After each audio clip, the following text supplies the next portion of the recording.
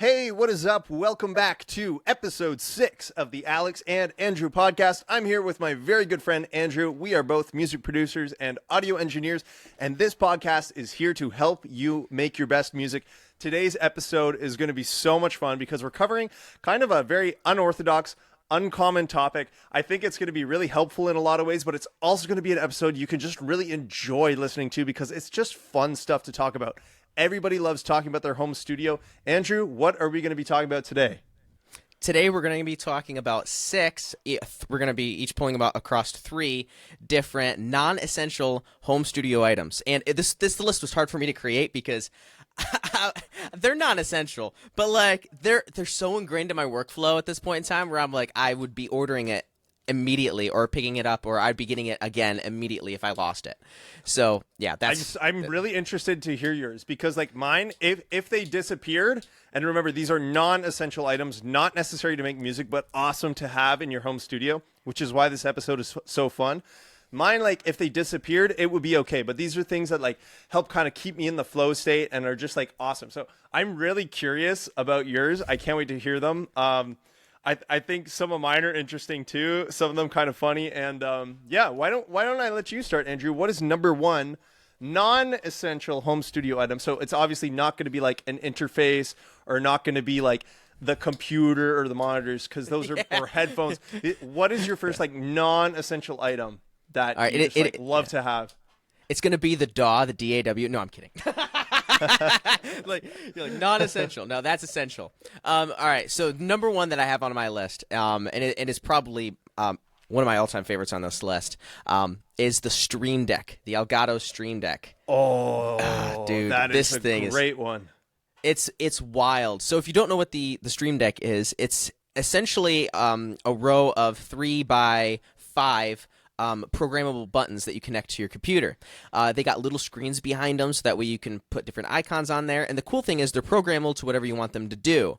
And they're programmable to different stacks of things you want to do. So if you want to press one button and it does like 7 tasks for you, it can do that. Like, for example, on the Stream Deck, it's mostly made for gamers and streamers. So, like, if you're playing, like, some sort of MMO or whatever and you want to, like, stream while you're doing this, you can change scenes and OBS. This is, like, I'm using it in the DAW 99% of the time. And the cool part about it is I have a button on here that selects my vocal tracks. So I'll select all the vocal tracks. I'll press that button. It will cut all of the dead space out of the vocal tracks, select all those regions, and then add crossfades to them automatically. And then it's just like done, like that. And then I press the next button, which I'm thinking about linking them together. It's just I don't use Melodyne all the time. So I have another button that will put Melodyne in the key of the song, in the key of the project that I have opened, on all of those tracks that I have selected. It's amazing. I can press that button, and within seconds, a half an hour's worth of work is done. It's amazing. It's so crazy. I've literally seen you. You've sent me a video of you just clicking the button and making it happen. And like, dude, I totally align with you on this one because like I've got my Stream Deck right here too, and this thing is just unbelievable. It's originally made for Twitch streamers or that's probably the main target audience for it rather. But there's like a few select music producers. Andrew's someone who turned me on to this thing, and there's a few select music producers that have just like discovered this, and it's a total hack. Like I use it for things in my DAW, like a few tasks, but also just in like my day's workflow. Instead of like if I need to open my email, for example, I don't have to go into my browser and type something. I just click my email icon, which is like this. We're talking about a physical little box like this big, literally the size of your hand, that has buttons on it that you press, and it's literally like it takes typing out of things. You can have text prompts. One of my favorite hacks with the Stream Deck is putting a work timer on it. So I literally have I do the Pomodoro method, which is 25-minute timer, 5-minute timer to do work break, back and forth. It's such a hack. And also, oh man, like even for making videos, like changing cameras back and forth, for me, like sending files, a lot of the times I'll use WeTransfer to send files. I don't have to go and like into my browser, and I don't even have to click on my browser. I just have a WeTransfer button, and the file transfer window pops open for me, and I can drag the mix over there and send it off in seconds. Like, it's an absolute hack. Man, Oh, that's a great straight one. up is incredible. We need to actually have an entire episode dedicated just to this thing, which would be about efficiency. But like, this is probably one of the most efficient devices that I've ever added to the studio, and it is paid for itself in full. You can pick it up for like what, $100? Yeah, it's incredibly cheap, especially for what you get. It has saved me a ton of time too. So like, man, it's one of these non-essential items that's like, once you get it, you never want to give it up, and it's so worth it. That's a great one.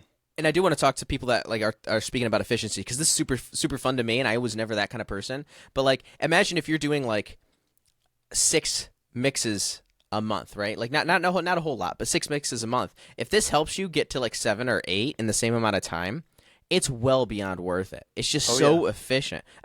And I also use it. I have a couple buttons in there too where I can render things out, and then it'll render 2 different versions of the song, which is like vocals up 1 dB, vocals down 1 dB, and then it renders both of those out, and it can automatically, I don't have this part of it set up though, but I can automatically upload it to Dropbox folders and things like that, and then all I have to do is send a link. It's the craziest device. Man, it's so, you can basically set a button for anything. It can open an application, it can write a line of text, it can find a folder and locate it. It can do tasks in your DAW for you. It's so crazy. One of my favorites is, for example, when I'm working on songs, for example, I have a big folder of currently open songs that I'm working on.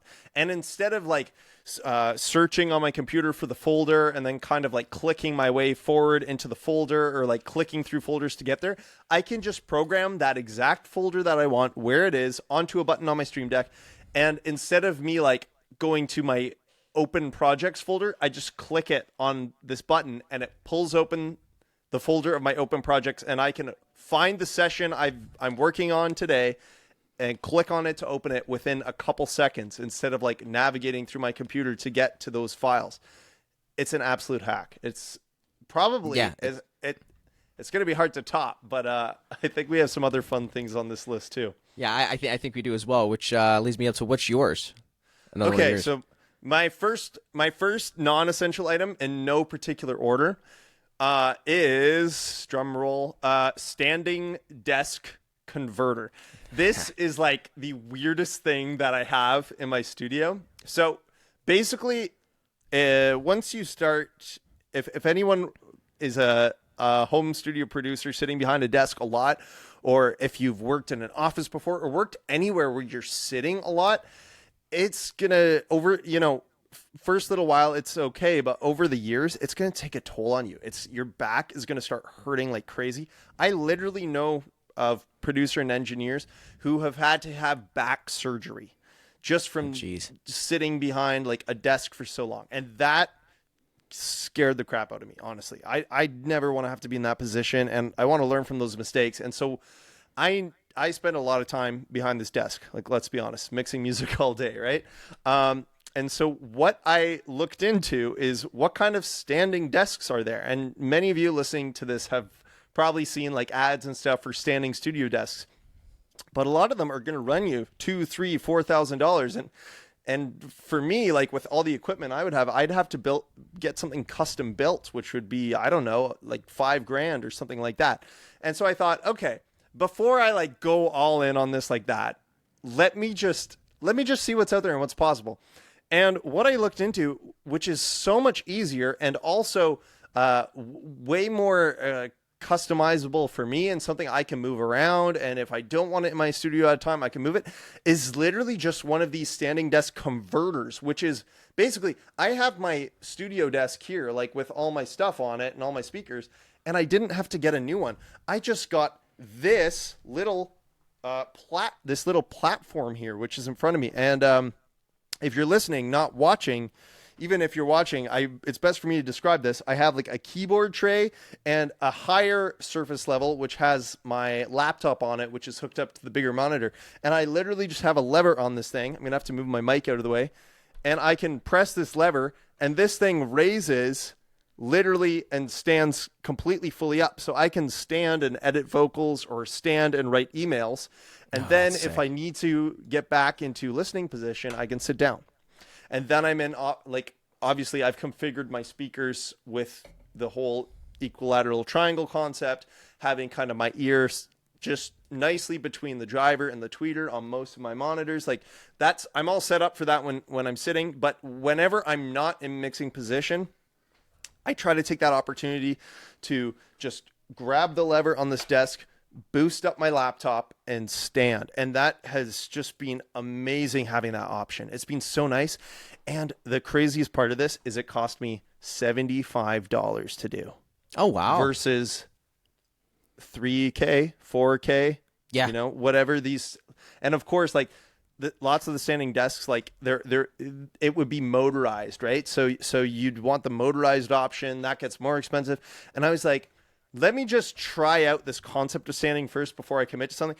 And then once I got this thing, I realized like, whoa, this is amazing. Like I don't actually need one of the big fancy standing desks because this platform, it actually looks really cool, and it actually totally fits into the studio. Fit on my desk really well. My mouse sits on it. My Stream Deck sits on it, and I can raise it whenever I want, push it down whenever I want, and it's just been a total hack. So it's obviously a non-essential, but look, if you know you're gonna be spending a lot of time at your desk, and a lot of times I'll even just work on my headphones, and I don't have to be like in perfect optimal mixing position for that behind my speakers. Just raise the standing platform, and yeah, I can keep going on about it. It's just nice to know that this is here for me and for like the longevity of allowing me to be able to do this music production thing. So that's my first item, and I'm absolutely pumped to share it with people because I think it's a total hack. Dude, that is a straight up hack. I think I heard somebody say one time that sitting is the new smoking, and in like the next like 50 years, we're gonna be talking about all the people that have been sitting for a very long time in front of computers and stuff like that. And I didn't know it was that cheap because I've really been looking for something that can help me convert to that because I currently have a sitting desk and that's all I got. And I was looking also at standing studio desks, and I'm like, I don't want to drop $4,000 on a studio, and like.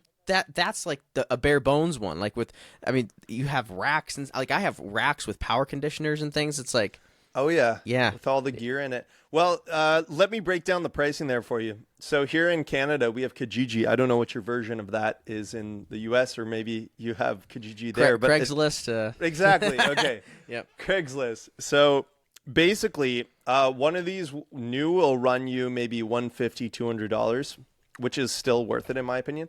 But I'm always like once in a while peeking at Kijiji because it's so fun. Sometimes buying like some interesting audio gear to test out and like sell stuff. Like I love it. It's so much. It's honestly so much fun. And I was like, let me see if someone's selling like standing desks or anything. And that's actually where I saw these converters. And then I looked it up. It's a real thing. But there was some guy close to me.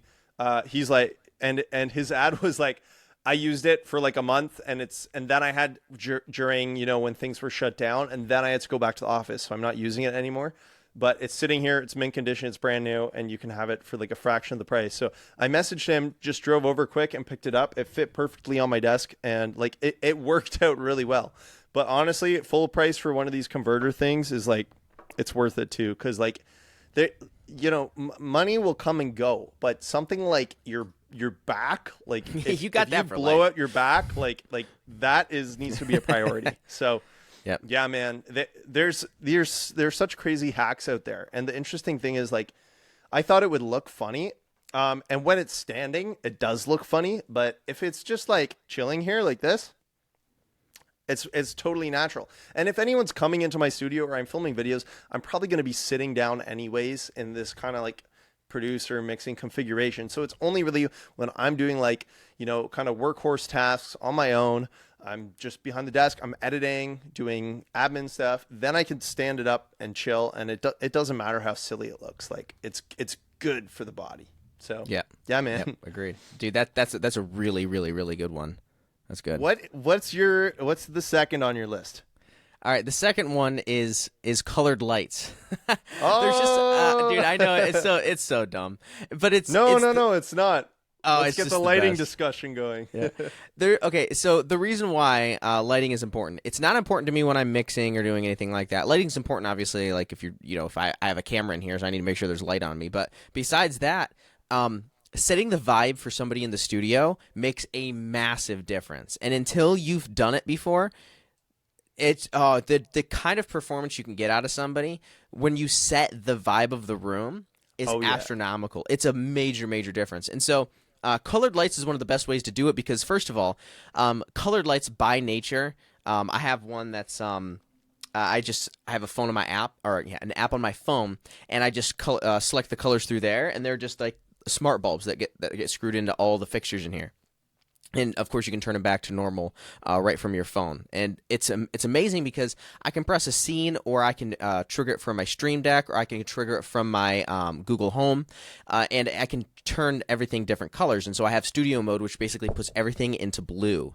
And it's just nice because people feel like they're a little bit less visible in that space, and they sing a lot more confidently, and they don't feel like people are watching them making mistakes. Even though all the mistakes would be heard, it's just the psychological thing that really helps somebody be a lot more confident in the studio, and it sets a good vibe for the room as well. You know, if you have a clean room, you have a nice, try to keep it as clean as you possibly can. Make sure that things are neat and tidy, and then turn those lights on. It makes a massive. You don't have to have the world's greatest studio, but I tell you what, you have a nice clean room and a set of lights makes a massive difference, and people are a lot more confident in the studio. Oh man, it really does. That's actually my number two too. So I'm gonna collab. I'm gonna collab with you on this one. Just coming in on the number two. Man, atmosphere is everything, and Yes, it like is. this is so important in the studio, but it goes beyond. Like for me, it's a life thing. Like Yeah. if I'm in a room and just the lighting is way too bright or something, like I don't. I know. So many people in my life that just.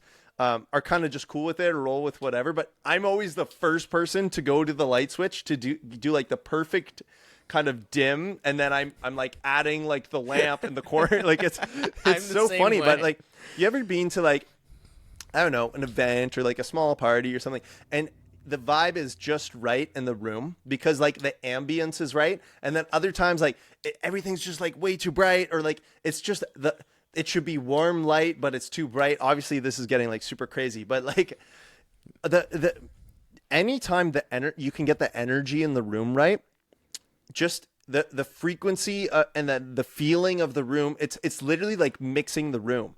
And if you can mix the vibe of the room for an artist coming in to perform, they're going to perform under such better conditions because it's all about the feeling and like getting the feeling out. And like when you're recording a song or making a song, it's all about the feeling. And if the room feels good and just feels right, like these are the things where, you approach it with an engineering kind of mind. You can like, what works lighting wise, like these little hacks, like make it blue and stuff, but no one else focuses on those details. They just walk into a room and know that it feels good. And that's all that matters. When I was like starting out, recording artists and stuff like that, just in my bedroom at the time in college, like back when I first started bringing artists in, recording stuff, I would literally set up like the kind of the blanket fort thing. Like I used mic stands to build kind of, and then hang like thick blankets over it to build kind of that ideal vocal recording space, and it worked great. Like the results sounded awesome.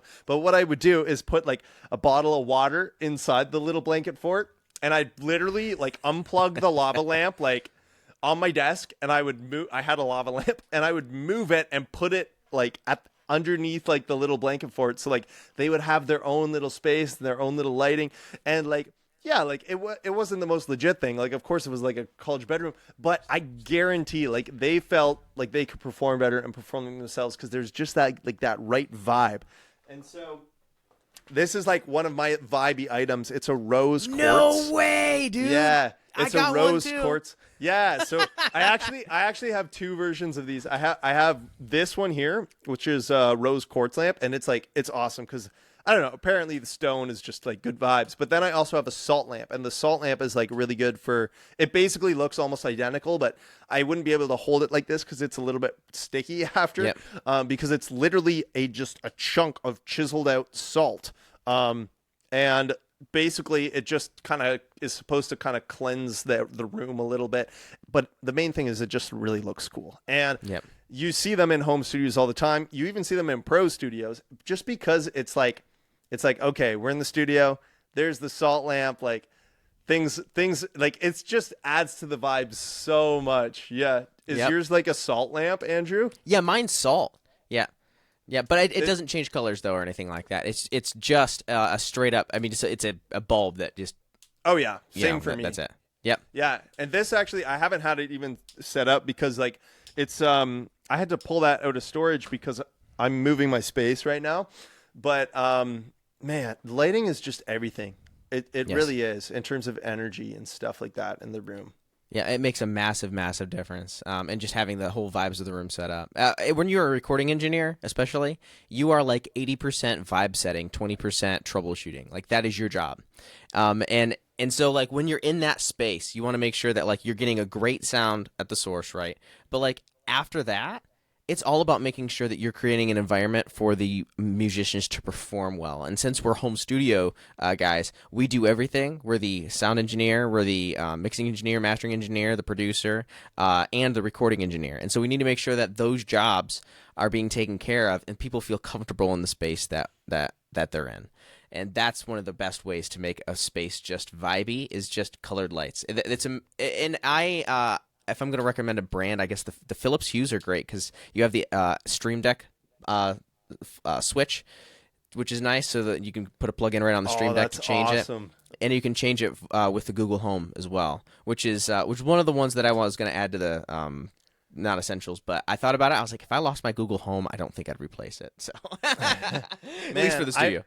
I really want to, but I've never had LED like strip lights in my studio. That's something I'm going to do in my new space, and I'm so excited to do it because like I see everybody like with the apps and like the strip of lights, and I've seen them in person, and they're just like if you do them right, they're so cool. And I find like the best way that I've seen people do them is like when the light itself is hidden, like it's like a strip like behind a desk or like something, and it just like lights up the wall just right, or like lights up like I don't know, the speaker is just right, but like you don't actually see the strip.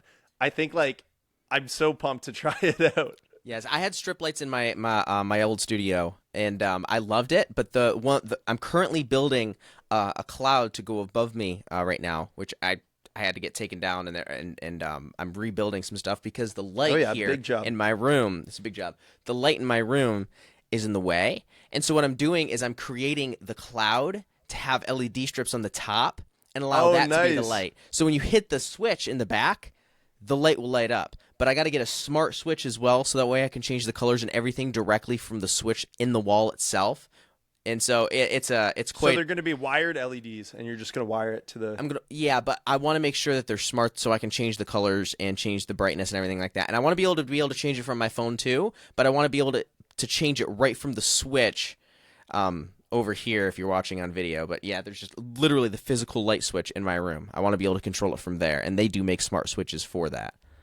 Oh man, I can't wait to see that. That's going to be amazing. It's gonna be pretty sick. I'm pretty pumped about that. Yeah. If you have acoustic treatment, that's one of the best ways to do it. I've seen people mount acoustic treatment off the wall like an inch or so, and then have the light behind the acoustic treatment, which I think is cool. I don't know what that does as far as sound. And I mean having that space in the wall, even though it is rock wall, I don't know. I know it looks cool, and it's probably better than nothing at all. So.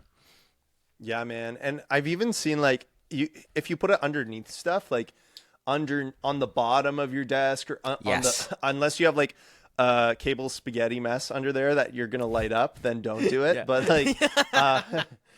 like if you have like a larger like an 88 key MIDI keyboard to the side of you, like on the bottom of the MIDI keyboard or the back of it. Smart idea, bro. Yeah, I literally just thought of that because I'm looking at your setup right now, like thinking. But dude, that would be so cool. I guarantee I've seen that before, and it's like it always looks so cool every time. But yeah, man, lighting. Whew. Lighting makes a big difference.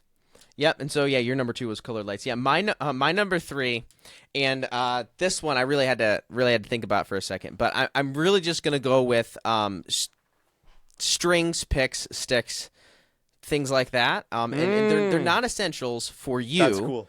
But when other people come into the studio, if they come into the studio and you can change a set of strings, you can get their guitar set up right.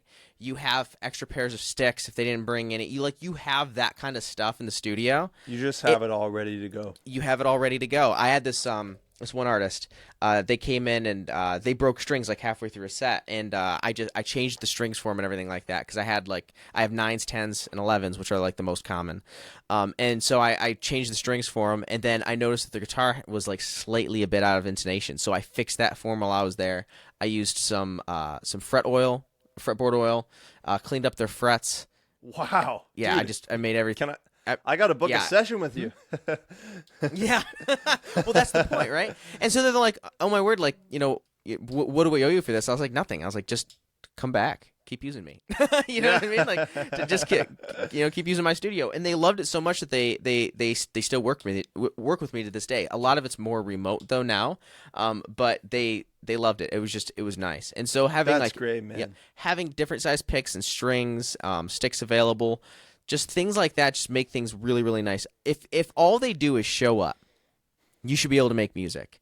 And you never want to have a session ruined because something broke. That was out of everybody's control. And so I'm going to say that's some non-essential items for me, because like a lot of times home studio owners especially are like, I'm not responsible for their strings. It's like, yeah, but if you were, how much better would it be for them, for the artist? Because that's really at the end of the day what you're trying to do is make it nice. And a lot of the times, like, artists are going to just bring their guitar case and their guitar, and they may not have an extra set of strings in there. And what happens when, you're really they're tracking the guitar solo, and you're really as the producer, you're pushing them to give like a really strong, like passionate performance. And of course that high E string is going to snap at some point, right? Oh, like, yeah. It's going to happen. And then if you're not ready, like, and you don't have something, and they don't have something, it's like, you're going to run to the shop now during the time they booked with you? Or are you going to have like a 12-pack of just E strings ready to go in the drawer over there because you foresaw it, And Yep. maybe this is something, specifically for that can help like tracking engineers kind of, just make sure the bases are covered in the session and whatnot, because like it's not going to happen every time, but it could happen. And when it does, like, it's just like, oh, that's awesome. That's so nice to have. And man, like a lot of the best producers and engineers are also just like great with instruments. There was a professor I had back in the day when I was studying, and he was just an amazing audio engineer, but he was also like a guitar wizard, a drum wizard, and anything wizard. He could fix drums, he could fix guitars, he could build drums, build guitars. That's and amazing. So like it's so, and he was like building his own amps and all this stuff. And like of course, like I know that both of us are musicians, and I'm savvy with this stuff to some degree, but when it comes to like building your own mics and building your own amps and stuff, like that was like seeing him do that was just like, whoa, that's a whole other level, because no matter what happens in a session, you're just like having that person around to just do whatever or just mod something quick. It's just crazy. It's crazy awesome, That is crazy awesome. And think about that. Like if you are not, like if you're trying to get a job at a studio, imagine being the guy everybody wants there when they're working. Like, how valuable are you already just because you're the guy that everybody wants? It's like, oh, Harry, he fixed my guitar. He's good at what he does. And then, it's like, the amp's not working. Call Harry, this isn't working. Call Harry. Harry knows what to do. And all of a sudden, next thing you know, you're the guy that everybody is relying on and always want to make sure they're in the studio. It's like, is Harry working today? I want to make sure he's there today. So that way, because when we're tracking, I want to make sure I get the best performances possible, because Harry always makes sure everything's working for me. It's a very, very good skill to have, really. It is, man. That's what I love about this list. Like, it is like a non-essential list. Like, it's not essential to have all the extra strings put aside, but it's like it's kind of like the essential non-essentials if you're ready to go the extra mile in some of those areas, you know? Yes. Like getting the lighting right really helps. So it can be like a little bit essential in a way. And like, of course, the Stream Deck isn't necessary and it's non-essential, but it is essential if you want to like super speed up your workflow and just like totally hack everything, you know? Yes. Yes. So it's it's really fun talking about this stuff. Oh, it's a blast. So this leads me into your third. What is your third? And before you mention it, I do want to mention we have 2 extra bonuses at the end because we didn't want to tell you guys what they were. We couldn't help ourselves. We got couldn't a help couple ourselves. We extras. have to throw them in there. So what's your third? Yeah. Okay. My third before we hit the bonus items. This one is fun for people who like mixing in particular. Is I don't know if you can see this right over here, but I've got the Mix Cube, and this is just a mono mid-range speaker, and it's absolutely not necessary to have, but I picked one up a little while ago, and it's been fun, especially for checking mixes on it. It helps me, when I think a mix is ready, or like there are some mid-rangey instruments, or just like during times in the mix, like flipping my mix into mono. I just have like a remote here where I can do my speaker selection, and just flipping the mix into mono and just checking on that one mid-range speaker. It's nice to have because like if my vocals sound good on that thing, I know they're going to sound good on pretty much everywhere. So it really helps me like save time in the kind of the stage of referencing, and it can help me just get the mix to translate right and the masters to translate right. So it's not necessary to have, and I've made like short form videos like showing people how to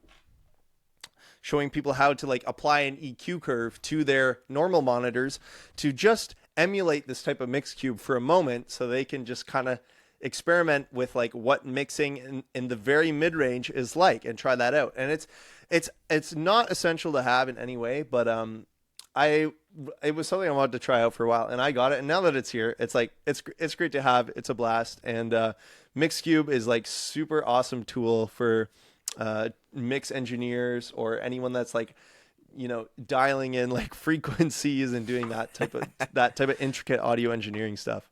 Yeah, mix cubes are very, very useful, especially for like the metal genre, where there's a lot of mid-range guitars and stuff like that. Super mid-rangey. And so I actually used a pair of Amazon Basic speakers for a while because they sounded awful. And I was you intentionally get the speakers that do not sound good. Yeah, like the Mixcube, it's not a great sounding speaker. No, it does not sound good. That's the point. That's the point.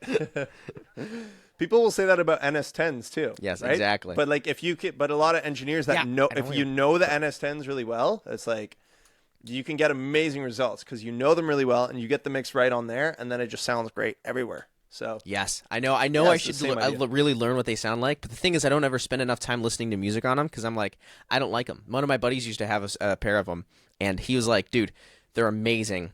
But and he mixed on them all the time, and they were. I just hated the way my favorite music sounded on them, and I could never sit down and listen to them long enough. It really made things. It enhanced the mistakes, which is great if that's what your job is to do, which is mixing. But it pushed those forward. It pushed that mid range forward. And they're very flat speakers. They're not very exciting to listen to. At least that was my personal experience with the NS10s. But I know the people that love them and use them well, and they do incredible mixes. So I can't knock them. And that's the thing. Like, they're not for everybody. But those of you that do use NS10s, like, you love them for a reason, and that's awesome. And you should. And I bet if you get really good at mixing on your NS10s, or maybe you already are, it's like you're gonna be able to walk into like many different studios which have those NS10s and just know you're gonna get killer results right away because you're really good on those speakers. But at the end of the day, it doesn't matter which speakers, whether it's the NS10s or it's like the Atom Audio, like the A7Vs that I have, or like Andrew's monitors of choice. It's all about like just whichever ones you do have, knowing them incredibly well. And if you know them well, it's like, there you go. You know? Exactly. That's perfect. That was a great number 3. I really like that. I love those. Yeah, I thought I'd throw kind of like an interesting, throw a little Mixcube into the mix. But yeah, man, I'm curious. I'm curious, real quick. What is like one extra bonus item, one bonus little nugget of home studio awesomeness you got over there? It is going to be personality items. Any personality themed items, I would say. Like I have a Star Wars glow kind of like holographic thing in the back. Oh, that's on so the video. fun. It's so much fun because anytime somebody comes in, they look at Baby Yoda, and it looks like a hologram of Baby Yoda, and they're like, "That is just so cool!" And it's always a great conversation starter. I was And gonna say that it's like a conversation point. Exactly, and I love that thing, and it's even a conversation point in my YouTube videos and stuff like that as well, where people are like, "Oh, Star Wars, have you seen the new Star Wars show?" And they're going on and on and on about whatever, and it's so nice because it's a conversation starter, and so I keep Star Wars paraphernalia all over, Star Wars mugs and things like that. But I just love personality themed gadgets and like little gizmos like that, where it's just a conversation starter for people that come into the room, and it also makes me smile when I walk into the room as well, and I just turn it on and it's amazing. Oh man, dude, that's awesome. I love that, and I think it's also great for especially like both of us are, we do our music stuff too, but we're also making content, and having like little things like that are like just about you, and like something that you like, it helps find your tribe a little bit. And not everybody's gonna like Star Wars in your tribe, and they don't need to, but there's gonna be a couple people that like your content and then just like you that extra little bit, or resonate with you that extra little bit, because they also really like Star Wars and see that you do too. And for anyone that doesn't, it's like, doesn't really matter. Like, and that's something like once in a while, every so often, I'll like throw in a little like Lord of the Rings quote or something to relate to what I'm doing. Or like I'll be wearing a Lord of the Rings t-shirt or something. And I don't typically go all like deck out in like fantasy garb and stuff, but like I really like Lord of the Rings, and I like Tolkien's books, and so like I have like some coasters here for like drinks and stuff that are like Lord of the Rings themed, and it's just like one little thing where like if someone that comes into the studio or sees a video, like if they pick up on it, cool. If they don't pick up on it, it's like it's no big deal at all. But like that one person that likes Lord of the Rings and sees it is going to appreciate it. Like same with Star Wars, same with Baby Yoda. It's awesome, man. That's great. Yeah, that's great stuff. All right, so it's what's the your little bonus? personalization? Oh, yeah, it is the personalization of it all. It's nice. Great conversation starters. So one of mine is very similar, and it's like it's some type of like trophy item or / reminder of why you do what you do. So for me, it's like on my shelf here. I was really, really lucky a couple years ago to win this, which is for the Forest City London Music Awards, and it's the Producer Engineer of the Year award. So I was like super, super grateful and honored to get this, of course. But I keep it like visible in my studio because it's a reminder of why I do what I do, and it's not a reminder of like trying to win awards. It's not that.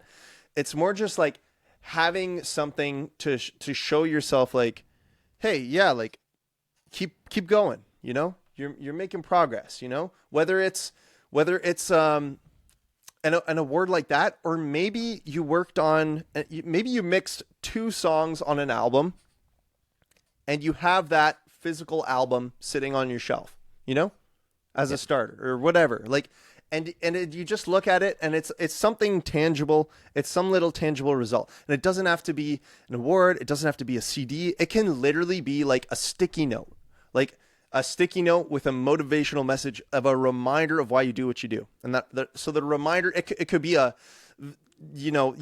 could be a sticky note with a little message telling yourself like, don't give up. It's like we have like our phone backgrounds, like all this stuff, or in the big leagues, it can be the big plaque on your wall with your platinum credit or whatever you'd like. But just like, I love having some type of little reminder in the studio of why you do what you do.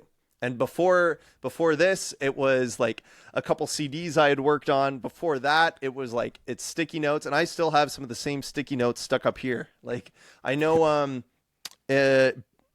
Bill Gates built Microsoft just with a bunch of sticky notes in a hotel room or in his office, is what they say. And like whether or not that's true, I just think it's cool. Like to also, we keep a lot of notes in our phones and on our computers, but once in a while, just put up a sticky note and write on it what you want to do and what you want to be. Like if it's like, okay, I want to be I want to be an artist and make it very specific. Like I want to be a folk artist with 10,000, 10,000 true fans. And you just like, you stick that up and you look at it every single day. Or it's like, I want to be a YouTuber with, I want 1 million subscribers, or start small, start wherever, but just something to remind you of why you do what you do, whether it's a reminder of the past, a reminder of something to look ahead. And I thought that was kind of like an interesting kind of unorthodox thing. And it's probably everyone has some version of that to some degree, but I like having at least one tangible thing in your home studio. Of course, you can create clutter if you can't decide on which one. It got to a point where I had sticky notes everywhere, and I was like, okay, I gotta consolidate this down a bit. So yeah, so that's kind of my bonus one. That's awesome. I think that's a fantastic bonus one. Let us know which one resonated with you guys the most. I know for me, I really like the personality themed items. Those things are I absolutely love them very much. Such a blast. It is such a blast. And also, I just love conversation starters. Speaking of conversation starters, send this episode to a friend to spark a conversation on what type of items they like. I know everybody has a producer friend, and if you don't, find one in the comments if you're watching on YouTube. Thank you guys for your time here today. Really appreciate it. And share this episode with a friend, and we'll see you in the next one. See you guys.